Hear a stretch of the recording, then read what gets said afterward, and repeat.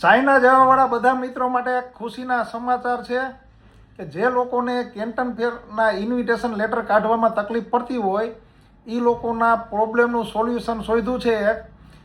હવે તમારે વિઝા કરવા માટે ઇન્વિટેશન લેટર જે કાઢવો પડતો હતો અને એમાં જે લોકોને એરર આવે છે એ એરર કેમ દૂર કરવી એનો એક રસ્તો શોધ્યો છે. મારી સાથે અત્યારે કપિલભાઈ છે, હેમાલીબેન છે, એને આપણે આગલા એક વિડીયોમાં મળ્યા હતા.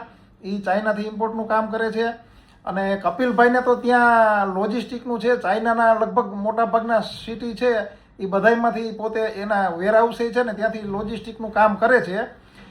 અને ખાસ છે ને ઇન્વિટેશન લેટરમાં જે લોકોને એરર આવે છે એના લેટર એ કાઢી દેશે અને વિઝાય કરી દેશે.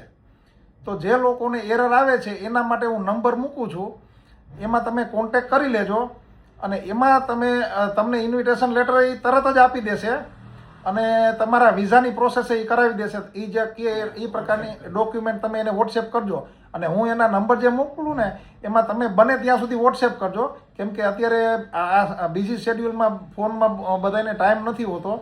એટલે શક્ય હોય એટલે એ લોકોને તમે હેલ્પફુલ થાજો અને એ લોકોનો સમય ઓછો બગડે એનું ધ્યાન રાખજો. અને બીજી વસ્તુ એ છે કે ચાઇનાથી લોજિસ્ટિકમાંય એની બહુ મોટી સર્વિસ છે, એમાંય આપને ખૂબ હેલ્પ કરશે. પણ લોજિસ્ટિક માટેનો મારો એક યુટ્યુબમાં વિડીયો છે અને એમાં જે લોકો આપને આવી રીતે હેલ્પ કરવા જોડાયેલા છે એ વિડીયોના ડિસ્ક્રિપ્શનમાં કપિલભાઈનો નંબર નાખેલો છે. એટલે લોજિસ્ટિકની તો હેલ્પ કરશે જ, પણ અત્યારના સ્ટેજમાં આપણે હમણાં એક ઓફલાઈન મિટિંગ કરવાની છે ફેસ ટુ ફેસ. બધા લોકોના વિઝા નીકળી જાય એટલે આપણે ફેસ ટુ ફેસ વિઝિટ કરવાની છે ને ગ્રુપિંગ કરવાનું છે. તો જે લોકોને એરર આવે છે એના વિઝા હજી નથી નીકળ્યા કે એની પ્રોસેસ હજી થવાની બાકી છે. તો એના માટે તમે ખાસ કપિલભાઈનો કોન્ટેક કરી લેજો. હેમાલીબેન પણ છે મદદમાં.